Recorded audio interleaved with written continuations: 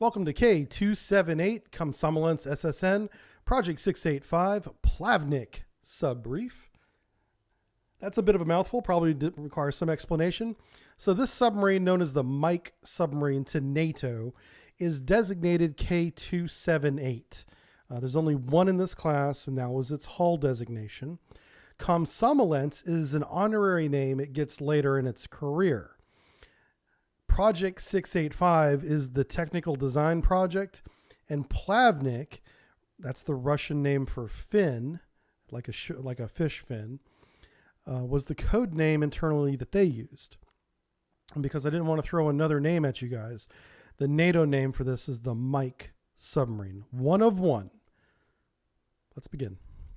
All right, let's acknowledge our sources. First, let's start with Saturnax, who gave us some great photos again for today's lecture. I really appreciate it, Mr. Saturnax. I put up his Twitter profile here. If you guys would give him a follow on Twitter, he definitely deserves more than 3,000 followers. He should have 10 times that. He's an active member of the open source Intel community and a very reliable source for all things submarines, especially photos. He's very good with his photo library is incredible. HISutton.com is a common source we use here, and we're using him again. Mr. Sutton has a great covert shores website over at HISutton.com. He writes really good articles, and he's writing articles for Forbes magazine as well now. So definitely check him out and support his work. The CIA.gov library, again, I use them. This is a great unclassified source right from the people that were involved in the secret side of things. A lot of the Cold War files are now being declassified, and they're very interesting tales told from the CIA perspective. And they're all public for free on the internet. And I'm kind of surprised that they're there, to be honest with you. But yeah, they're being very open with what happened during the Cold War, whether it's the U-2 flights, that's the Cuban Missile Crisis, all the submarine collisions we've had over the years, and much, much more, like their involvement in South America. All that stuff is coming to light now. And they're more than happy to share their side of the story with the public. And finally, Google Digital Globe. We snagged a satellite photo off that. So credit to Google's great Digital Globe source. Thank you. Here we go. All right, we start in August 1966 with a technical decree that is issued to Subdesign Bureau Malachite in St. Petersburg, Russia. This is the same submarine design bureau that's done every major class of submarine up to this point, whether it's the November, the Akula, the Alpha. Doesn't matter. These guys get the order. They design the submarine from the ground up and send it off to the shipyards to be built. This project, this is going to be called Project 685, codename Finn or Plavnik. It's an experimental combat submarine. What is experimental about it is they want this one to go deeper than NATO weapons can reach. So they want a deep diving, greater than 1,000 meter test depth submarine that can get below depth charges, rocket bombs, torpedoes, all those weapons. It wants to evade them by going deep. That's the goal here. And Chief Designer Kilmov decides to use titanium. It's the obvious choice for a deep diving submarine. Also, it has lightweight and high strength capabilities, so it works in his favor. We're going to have a fast, light, deep diving submarine whenever he's done. He takes 8 years to design this submarine, him and his team, and his design was approved for construction in 1974. But that's not when construction can begin. That's when the shipyard, Sevmash in Severodvinsk, Russia, knows what they need. They look at the design drawings and requirements, and they realize they need to make the tools to make the submarine now. And that's what they begin to do in 1974, 75, 76. One of the things that they're doing is, because it's such a deep diving submarine, they're going to construct 3 large testing chambers, one of which is over 20 meters in diameter. It's huge. That they can put each compartment. There's going to be 7 compartments in the submarine. Each one's watertight. And they're going to test these compartments individually in these testing chambers where they can crank up the pressure to, thousands of pounds of PSI to make sure that they are, one, airtight and won't implode on the crew when they take them out to sea in a couple years. If they're going to tell the crew to go down to 1,000 meters, which is over 3,000 feet in depth, They want to be sure they're not sending these men on an untested platform to depths never been seen before by a combat submarine. So they're going to test them in these large testing chambers, and they build 3 of them. One of them is really big.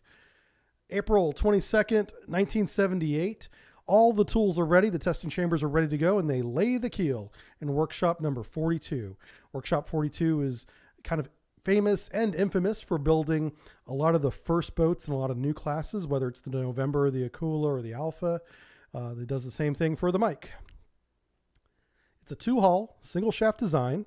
It does have a unique emergency blow system that instead of using compressed air and cylinders like previous submarines, it's going to use a gas generator system that we'll talk about later on in the lecture. The torpedo loading hatch was not used on this submarine because they wanted to minimize the number of hull penetrations going into the pressure hull where the people are, where the water's supposed to stay out of. They want as few holes going into that as possible. So the aft hatch that is normally behind the sail is removed. The forward hatch is removed. The weapons loading hatch is removed. The only way in and out of this submarine is through the sail. At the top of the sail is the escape pod. So every time they want to go into the submarine, they got to go up and down through the escape pod. And something that they're adding to this boat are 2 external auxiliary propulsion pods that are electrically driven.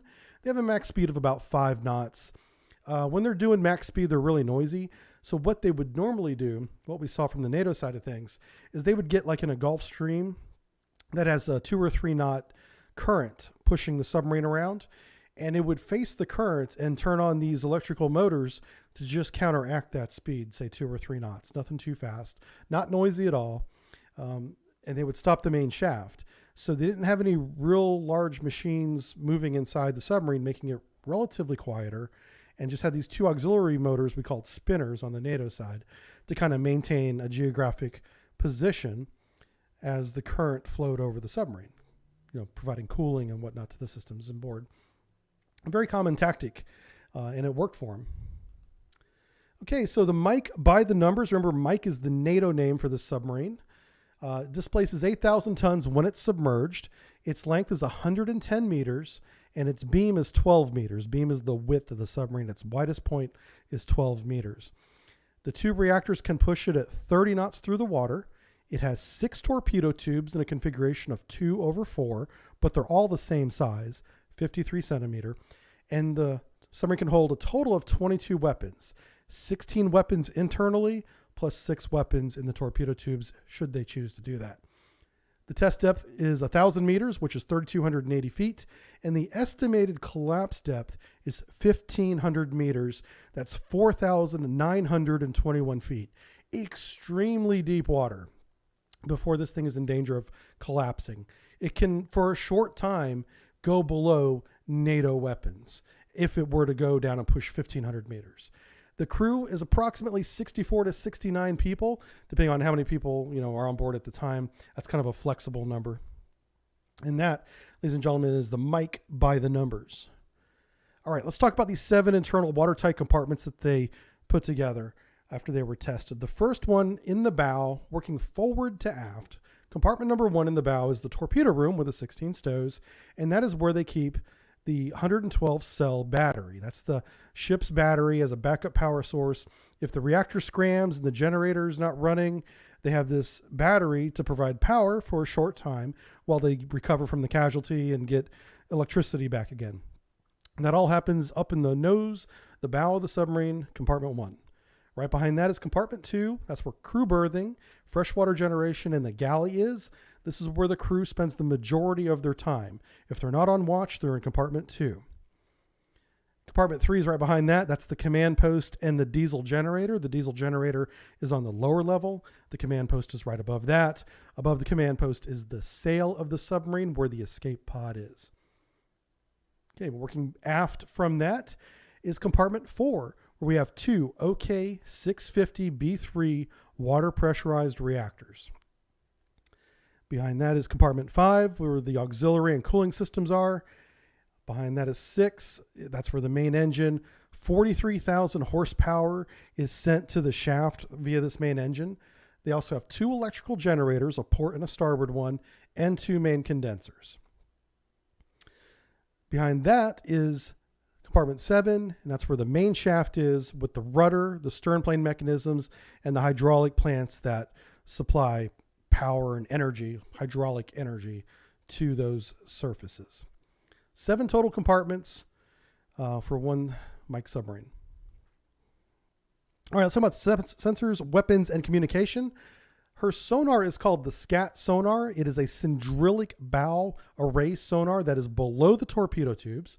So the nose of the submarine has an upper half and a lower half. The upper half, 6 torpedo tubes. Lower half is a large cylinder of sonar arrays, sonar hydrophones. She has the Dipper 685 internal navigation. That is inertial navigation, where she can keep track of the motion of the ship whenever she's not at periscope depth or conducting any kind of geographical fix. In order to navigate, they use inertial navigation while submerged. She has the Lightning L radio communication suite, which is a satellite communication suite used to contact headquarters. The Chibis navigation radar is a simple, short-range surface search radar used when she's on the surface, normally used when she's transiting in and out of port. It's just a second sensor besides sonar to keep track of the ships around her. If she's in an area where she wouldn't normally be, she would not run that radar because it would instantly give her away. She does have the 6 torpedo tubes, as I mentioned. In the torpedo room, though, she has the automatic fast-loading mechanical loader and launcher, which means in the control room, compartment 3, they can select a weapon stow and a torpedo tube, and without any further commands, this automatic weapon loader will take that weapon, index it to the proper tube, and load the tube, making the tube ready to fire without any human interaction. It's an automatic loader. But they still use the old pneumatic ejection pump system that is used basically in World War II technology. It's a very inefficient way of ejecting a torpedo out of a torpedo tube using compressed air. They haven't developed the technology that we have a little later on and that we still use today, where they use a different method. But this is a very inefficient way, especially at deep depths. It uses up a lot of compressed air to push a weapon out of a torpedo tube using air only. But that's how they do it. And the typical loadout is going to be 6 SSN-15 Starfish rocket depth bombs. So that's the rocket assisted, flies for a certain distance, drops the depth bomb or the torpedo, little 40 centimeter torpedo on the target, or end. They can have 10 torpedoes internally beneath that. So it's a 6/10, torpedo room, total of 16 weapons internally, plus 6 torpedo tubes, should they choose to load those, for a total of 22 weapons. All right, so let's talk about the operational history of K-278 Komsomolets, the Mike class submarine. In August 1983, she enters naval service. The very next year, she is moved to her new home base in Lopatina Bay, Kola Peninsula, Russia. That's where she joins the Northern Fleet. The Northern Fleet is based out of the Kola Peninsula. Collectively, there's approximately 8 to 10 total bases up there with submarines at them. She joins one of those. In 1985, she comes out of port to the West Faces Bay, small body of water right outside the port, inside the Kola Peninsula, where she conducts a successful test of the escape pod. Verifying its technology does work, will save the crew in an emergency. She then surfaces, is brought back to port, and they, with a crane, reattach the escape pod back onto the submarine sail. The very next month, she goes back out, this time to the Norwegian Sea, to break the world record for the deepest diving submarine. She goes down to 1,027 meters and stays there for 51 minutes. So she breaks the world record in August 1985. From that dive, she comes up to 800 meters, which is still an incredible depth, and she exercises all 6 of her torpedo tubes without a torpedo in them, simply ejecting air through the tubes pneumatically, enough air to launch a torpedo. Verifying that the torpedo tubes do work at those deep depths. That is a major accomplishment because in the past, the pneumatic system had a very limited depth at which the torpedoes could be launched. So they're excelling in all areas that are deep. She can dive deep, she can shoot deep, she can survive in very deep water. The next year, 1986, she's part of War Games, where she tests the gas generator emergency blow system. And this is different than a normal emergency blow system. In most submarines, and in every submarine up to this point, certainly, the emergency blow system is simply large cylinders of compressed air, highly compressed air, that are usually housed in either the superstructure or the main ballast tanks themselves, that are then mechanically released compressed air from the cylinder into the main ballast tank, pushing the water in the ballast tank out the bottom. This greatly increases the buoyancy of the submarine, which rises the submarine to the surface rapidly and is usually used in emergencies only. Well, because the submarine will be operating at depths, in excess of 1,000 meters, they needed a new system, one that didn't have as much weight as that much air would take. To have a cylinder with that much compressed air to move that much water at that pressure just was very inefficient to have those cylinders around the submarine. So what they came up with was a new system called a gas generator, which is essentially a piece of metal that will react to salt water by burning, creating a lot of steam and gas whenever it does. So they have this gas generator system. They flood it with seawater. It burns off in a class Delta type fire and pushes steam and air into the main ballast tanks, forcing the submarine to the surface. It works great. It is a much more efficient way of generating a large volume of gas than just releasing compressed air from a large air cylinder. This is much more efficient. It weighs less. It's a lot smaller. And it works great even at deep depths. It's a good compromise. In 1986, they successfully test that. And she operates normally for about 3 years until January 1989, where she is awarded the title komsomolets. Komsomolets is the Russian word for a member of the Young Communist League. And this is a very prestigious honor to have your submarine named komsomolets. So from January 1989 on, she is known as komsomolets. A few months later, 11 a.m., April 7th, 1989, day 39 of her patrol of the Norwegian Sea. She's 100 miles south of Bear Island. Bear Island is owned by Norway, but it's mostly desolate island. And she's operating normally in the Norwegian Sea. She's sailing at about 1,250 feet, nowhere near her test depth, and about 8 knots. When at 11 a.m., a high-pressure air rupture occurs in compartment 7, and this ignites oil vapor that is back there around the mechanisms that control the stern planes and rudder. So there is a high oxygen environment, we think. There is oil in the air because it's not clean. And this high pressure air rupture takes those two elements of a high oxygen environment and an oily environment and turns a compressed air rupture into a fire. This is very bad because this fire is being fed by compressed air. So it has a rich source of oxygen, like a blast furnace, in compartment 7.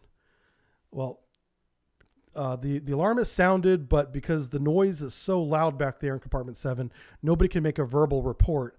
But the alarm is sounded, and Captain Vannon takes the deck and the con and tries to establish communication with compartment 7. They can't talk to anybody back there. They do notice about 3 minutes later a sharp rise in temperature in compartment 7 as the fire grows out of control back there. So it is recommended to the captain that he actuate the Freon fire extinguishing agent into the space. The captain hesitates at this because he knows that the Freon fire extinguishing will displace the oxygen in that compartment, killing any sailors back there. But that's how it puts out the fire. So he waits. But after about 3 minutes, he goes ahead and he authorizes the fire extinguisher is used in compartment 7. But this does not work because the fire is being fed by a high pressure air leak, and they in control don't realize this yet. They just know that there's a fire back there. So the Freon system floods the compartment. It does kill the crew members back there because it displaces enough oxygen where they can't survive, and the temperature's already too high for them. Any people in that compartment are dead. But because they have this high pressure air leak, it's feeding fresh air to the fire, so the flames continue to grow. Fire eventually spreads forward to compartment 7, going around the watertight door that they have shut there using the cable runs, because between all of these compartments, there's hydraulic pipes and electrical cables that run from one compartment to the other. They're all linked together. And the fire is using that route to move forward from the very aft compartment, compartment 7, forward to compartment 6. At 11:13 a.m. in compartment 6, the heat rises in that space as well, and they're watching the heat in the control room. Every compartment has its own thermometer test gauge reading in the control room. The turbine generators begin to shut down due to overheating. The reactor safety officer scrams the reactor manually for fear of a meltdown, because they're not able to keep the reactor cool should this casualty continue. This is a huge step, because now in order to save the submarine, they're not going to have primary propulsion turning the screw to move them up to a safe depth, be it periscope depth or even on the surface. They really rely on having the reactor critical to get the ship into a safer environment than down here at 1,200 feet. So this decision to do that this early was very proactive in saving the reactor from becoming in a dangerous state and potentially having a meltdown. But it might have killed the ship, because now they have no primary propulsion. Without the reactor and with the spreading fire going through compartment 6, oil pumps are shutting down. The submarine is losing hydraulic pressure to all the control planes. So now the stern planes, the rudder, they have no control over that. The bow planes, they have to take local control of. And so they can't control it from the control room anymore. They send sailors up forward to compartment 1 to lock the bow planes in an upward position so it doesn't push them deeper as they try to recover from this casualty. It's at this point the captain realizes he has to order an emergency blow. So he orders emergency blow of the main ballast tanks. The gas generators perform flawlessly. They blow a lot of air into the ballast tanks, and they begin to rise up from 1,200 feet. She makes it all the way to 300 feet and then stalls there. She doesn't go all the way up to the surface. And it's not clear why at this time, when she should be so positively buoyant at this time, that she pops to the surface like a cork. And she didn't. She went to 300 feet and stalled. So the captain orders a second emergency blow into the main ballast tanks to get more positive buoyancy. And this second blow brings the komsomolets up to the surface. 11:21 a.m., 20 minutes after the casualty began, the captain sends a coded SOS message to headquarters via his Lightning satellite communication suite. He doesn't get an immediate response, but he's got other things to worry about. He's trying to save his ship, but he sent his SOS. He's met his requirements. Temperatures in compartments 7, 6, and 5 are now in excess of 2,000 degrees Fahrenheit. Any crew that are in compartments 7, 6, and 5 are expected to be lost at this point. The rubber coating topside, the acoustic coating, is melting off the sub and going into the sea after the sail. The rubber itself is just dripping like water into the Norwegian Sea. Emergency air breathing is compromised because of the smoke coming through the ventilation system. Everyone's ordered into emergency air breathing, and people immediately begin to feel dizzy and acting silly, like they're drunk, and this is carbon monoxide poisoning. The ship's doctor recognizes this right away, recommends everyone take off the breathing apparatus because the air coming into the emergency air breathing system is contaminated somehow from this casualty. This emergency air breathing is downstream of this high pressure airline that is broken, and somehow enough contaminants have gotten into the system with this casualty to make emergency air breathing unusable. And this is huge. There is another source of air breathing that is self-contained air breathing, but that self-contained air breathing only gives you about 10 to 15 minutes at the most of breathable air. And that's whenever you're not in a stressed environment like all these sailors are now. So they're using self-contained breathing apparatuses for the rest of the time combating this casualty. So the crew is now fighting the fire as it spreads forward via these cable runs. They're using hoses with water and fire extinguishing agents to try and beat back the flames as they start coming through these cable runs that are in the outboard and overhead of each compartment. The captain orders all hands not fighting the fire topside forward of the sail to await rescue. So the crew goes topside with the ship's doctor, and the ship's doctor's in charge up there, and he's organizing the crew and getting the lifeboats ready and ready for the response to their SOS. 11:40 a.m. Surfaced in the Norwegian Sea. It's 40 minutes after the casualty has begun.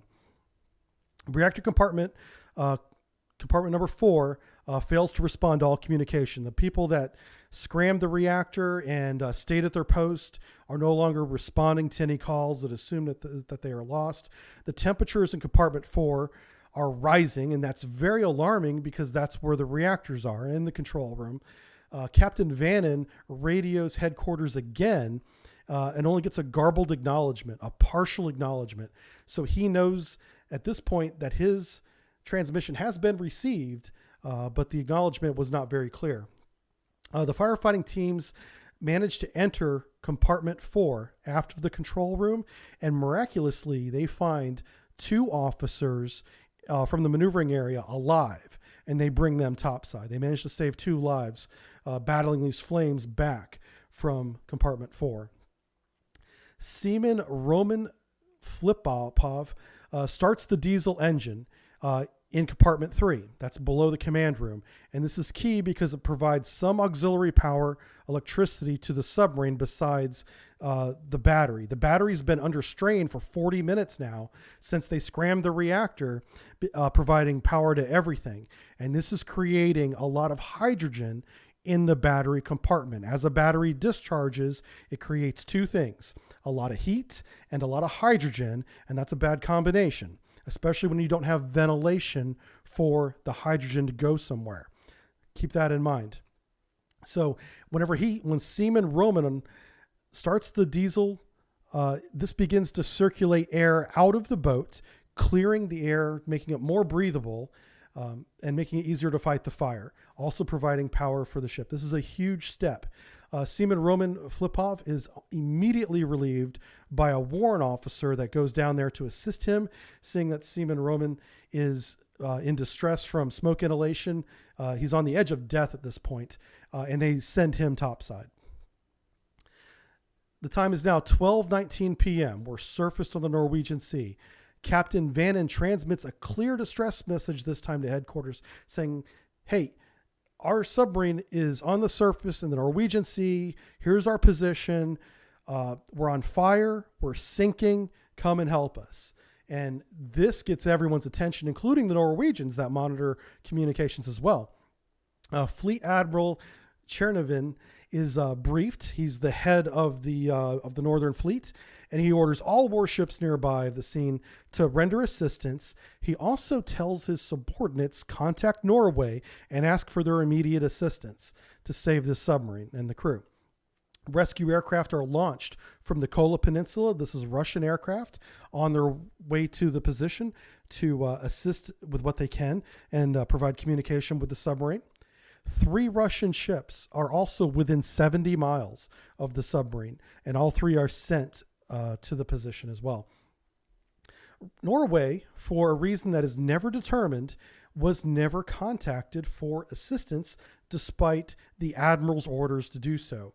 So Norway, receiving this radio message of a submarine in distress, a few miles off their coast, doesn't know if this is a drill or if this is real and doesn't know how to respond. So they do not respond immediately to this radio call. But at this point, they would have been the closest people to go and render assistance had they known that this was an actual casualty. All right. About 2 hours later at 2:40 p.m., surfaced on the Norwegian Sea, Russian aircraft arrive over the surface submarine and begin circling it and establish radio contact with the captain. At this point, things are looking much better. The fire has been halted. They've recaptured compartment 4 and are containing the fire to compartments 5, 6, and 7. There is no apparent flooding at this time, and they managed to save another crewman from compartment 5, even though it had indications of being over 2,000 degrees Fahrenheit. Somehow there was a crewman in there alive, and they bring him to the surface despite his horrible burns. The sailor topside are gathering, and they're expected to be rescued soon, so they don't even don their survival suits. And this is a real problem because they have radio communication established. They're taking control of the fire. They're on the surface. There's friendly aircraft overhead, providing radio communication with them. The sailors begin to think that they're going to be rescued soon and do not don their survival suits, despite the water being very frigid, where they would last maybe 10 minutes if they had fallen in without the survival suits.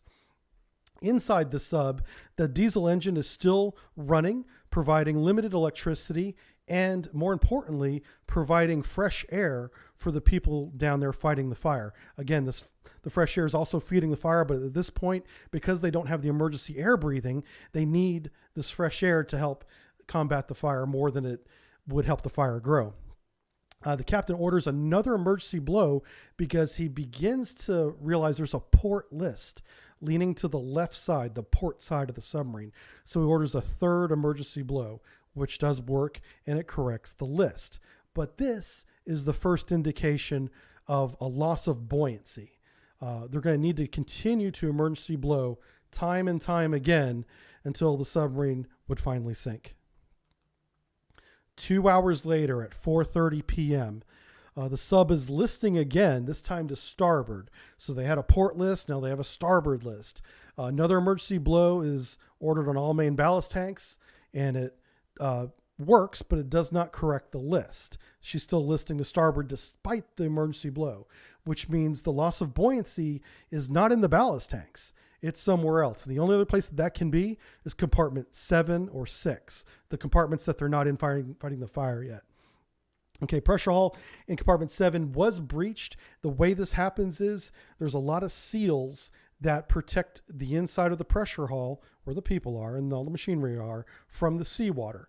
One of these major seals is called shaft seals. So around the shaft, there's a major seal that is maintained with a high pressure and forced water to keep the water outside the inside of the shaft alley. But that seal is very vulnerable to heat.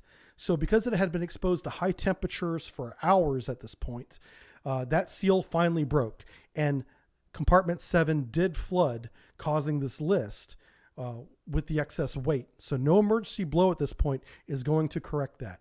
The komsomolets is sinking stern first. Captain Vannon orders abandon ship at this point. He's got Dr. Zayat's topside, the ship's doctor. He's taking charge. There's 2 lifeboats topside. He's going to get the crew into the lifeboats. Everybody that's fighting the fire down here is going to put their hoses down. They're going to get topside, get in the lifeboat, and get off this submarine. We're not losing any more men to this casualty. The submarine will sink at this point. About half hour later at 5 p.m., the sea state begins to pick up as the men are getting in the lifeboats, getting away from the submarine, getting into the water. The wave height is now about 4 feet, which is very difficult to stay in a raft or tread water in a 4-foot sea state. 2 of the lifeboats that are inflated are tied to the bow. 1 gets away from the ship. The rescue aircraft do drop rescue equipment like inflatable rafts and whatnot into the water around the submarine. So the crewmen have, more than 1 or 2 life rafts to get into. Captain Vannon then goes below to make sure all of his crew are off the sinking submarine. He shuts the hatch behind him as the submarine sinks again, submerges again below the surface. One of the life rafts that the crew had prepared is still tied to the deck topside as it goes below the waves. So they lose 1 life raft right away. The second life raft, which is the only one close by, is overloaded with sailors, and it capsizes. So now everybody's in the water, and they're just holding on to the life rafts to the best that they can. The airdrop life rafts that are coming from the airplane overhead are being carried away in the wind because the distance between the aircraft and the seafloor is enough that the wind can move the rafts just out of reach of the sailors. The sailors are desperately trying to swim to these rafts or stay near the one raft that they have remaining from the submarine, but the cold is starting to take effect of their motor functions. They can't grip anything. They have numb fingers. The ship's doctor, who is still with them in the water, orders the men to use their teeth to bite the lifelines to keep them near the raft and afloat because their hands no longer work. That's how desperate the situation is becoming since the order to abandon ship has become. At 5:05 p.m., inside the sinking submarine below the waves of the Norwegian Sea, 6 men are still alive and accounted for, including the captain. They get into the escape pod as the depth gauge goes past 1,300 feet. The submarine is sinking fast. It's very negatively buoyant at this point. Captain Vannon does a final head count and realizes there's a man short. There's only 5 people. He just counted 6 before he ordered them to get into the escape pod, and now he has 5. So they hear a knocking on the hatch below. The hatch that connects the escape pod to the control room is being pounded on. And the captain decides that he cannot open that hatch for risk of flooding the escape pod because the control room below them is flooding so fast. So Captain Third Rank Anatoly Ispekov, who was running the diesel generator that provided the electricity and the fresh air, buying the crew time to fight the fire, is left to drown, pounding on the bottom hatch of the escape pod. Captain Vannon then releases the escape pod mechanically from inside the pod, but it jams. The mechanical release doesn't work. Just as it had worked in testing a short time ago, now when they need it, as they're passing 1,300 feet and going ever deeper, the submarine below them is flooding. The mechanical release is not working as they try it time and time again, trying to get off this submarine that is doomed to go down to the bottom. That is when an explosion happens from compartment 1. The battery that had been discharging rapidly all of its energy and building up a large hydrogen volume in that compartment without proper ventilation, that hydrogen spontaneously explodes, blasting the escape pod free of the sail and up to the surface. This shock wave stuns the people inside the escape pod, dazing them, knocking some of them out as they go up to the surface. At 5:15, the escape pod is on its way to the surface at an extremely high velocity. It rises up out of the water and crashes back down again into the water, further injuring the men inside the escape pod. The top hatch is completely ripped free from this event. The bottom hatch is damaged and flooding the escape pod badly from the hydrogen explosion that knocked them free of the submarine. All the survivors are dazed and unconscious, except one. Warrant Officer Slicerenko manages to crawl out of the top hatch that is now missing as the escape pod rapidly fills with water and sinks with the 4 remaining men. Out of the 6 survivors that were on board initially, only Warrant Officer Slicerenko manages to survive. The escape pod slowly sinks, and he makes his way to a life raft. At 6 p.m. in the life rafts of the Norwegian Sea, a Norwegian fishing boat is the first on the scene because they were the closest. Of the original 69 crew that they had on this underway, only 30 remain. From that, another 3 will die before they can get to a hospital. Dr. Zayats and Warrant Officer Slicerenko both survive and are the primary sources for this story. So August 1991 and 1992, they do site surveys to assess the damage and feasibility of recovery of the submarine. Igor Spassky is the lead survey team on the site, and he is tasked with determining the reason why it sank, what happened, and measure the radiation hazards, if any, coming from the 2 nuclear torpedoes on board and the 2 nuclear reactors in the engine room. He is then tasked, once he achieves those goals, to propose a solution to minimize the risk of a radiation hazard in the area.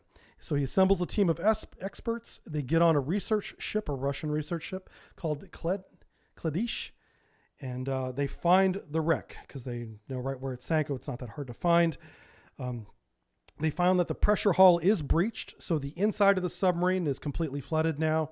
The reactor is venting heat, but not dangerous amounts of radiation. So the reactor is not critical, but it is still hot, and it's enough to have a measurable temperature outside the submarine.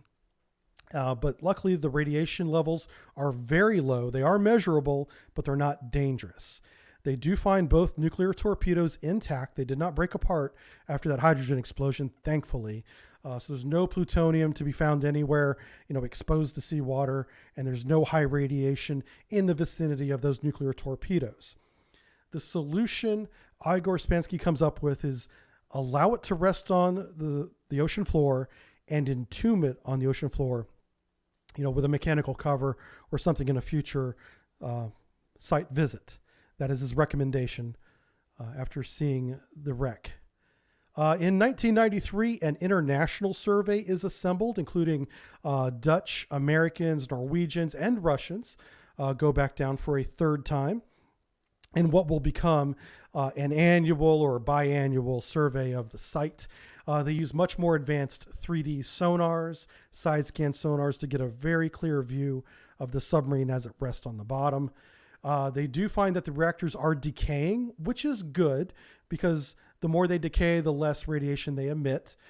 They still have low levels of radiation being emitted, but nothing dangerous, nothing poisoning the fisheries around here.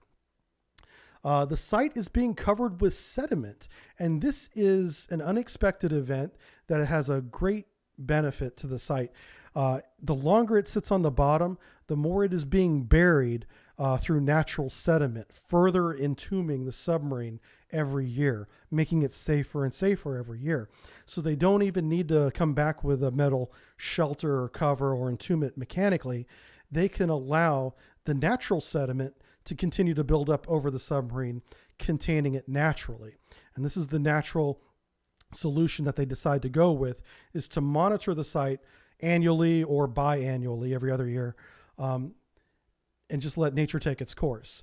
Again, no plutonium was detected. There's no high radiation around the torpedo room or around the reactor, but there is measurable heat. So soil and biological samples are taken just to make sure that there's no poisoning of the surrounding area. No significant contamination is found, which is great news for everyone, but especially the Norwegian fishing industry, which potentially could have been negatively impacted by the loss of the submarine. So this natural sediment is acting as a tomb, and it is collecting there to this day. And every year, every other year, they go out, they take samples, and they do keep an eye on the site and they measure it. But at this point, it's simply a graveyard that is slowly entombing itself over time. So my final thoughts on this disaster is one, my hat's off to the officers and crew who took immediate, selfless, and heroic actions. They fought this casualty for hours in very adverse conditions, from flooding to fire to high pressure air leak. These are nightmare scenarios that all happened at the same time to this crew, and they didn't have emergency air breathing system to fight it with. They had to use their self-contained units, which are very short-lived, 10, 15-minute air units until they got that diesel generator running and to clear out some of the smoke. So great job to them. It's a testament that they made it out with as many people alive as they did due to the immediate actions that they took. Having said that, this could have been prevented. Like most disasters, there's certainly a scenario in which this doesn't happen. And the scenario here is very obvious, and it's simply quality construction and maintenance of high pressure valves would have prevented this from happening. The way this began was a seal on a high pressure line, and those seals are around valves, failed. And the compound of a high oxygen environment, which is a lack of discipline by the crew monitoring the atmosphere in the submarine, a high level of oil waste in the compartment 7, which is a lack of the crew maintaining a clean ship, compounded with a mechanical construction failure. This failure began back in the shipyard with the person that made the valve and the gland seal around the valve. Because of that shoddy construction or lack of maintenance of that construction on that valve caused a perfect storm of events, from high pressure air leak in a high oxygen environment combined with an oil combustion source led to a blast furnace of a fire that killed over 30 men. So had they simply done a better job of maintaining their environment, as every submarine should, every submarine sailor should, and done a little bit better maintenance, they could have prevented this. And this is a testament to how important your maintenance is. You know, if you're listening to this and you're in this industry, you need to take your job seriously, because these lives need not be lost. Monitoring the atmosphere underway is something that is second nature to every submariner. I don't know how they let high levels of oxygen in any compartment. Normally, submarine goes around the world with a low level of oxygen in every compartment, just to prevent this from happening. Having a less than normal amount of oxygen in your submarine submerged underway is status quo, is the norm. How they let these oxygen levels rise without alerting anyone is a testament to how lax their watch standing was. So obviously discipline, drilling your crew could have saved this. 39 crew lost their lives. The sub, it could have been much worse in that they could have lost everything. Everybody could have died. It was a very easy to see the entire crew get lost, as we've seen in the past with casualties that involve explosions in torpedo rooms, fires in the engine room, high pressure air leaks in the engine room, blast furnace type environment in one of the compartment, killing nearly everybody in that compartment 7 as soon as the temperature got too high. The guys that didn't get out of compartment 7 immediately died. The reactor vessel containment and the nature's entombing of the wreck is a big thing, keeping this from becoming a natural disaster, a man-made disaster to nature, I should say. Because the reactor vessel is very well entombed and contained inside the reactor compartment. There's no big radiation leak. Nature is assisting us in containing this accident, this man-made disaster, by entombing the submarine with natural sediment over time, making the wreck safer year after year rather than more dangerous due to this burial at sea that she's receiving. So thanks to Mother Nature for helping us contain this man-made disaster. It's really gut-wrenching to see how obvious a solution this is. You could have this could have been prevented, and it wasn't. And this needs to be a case study for every submariner, every shipyard, to prevent anything like this from happening again.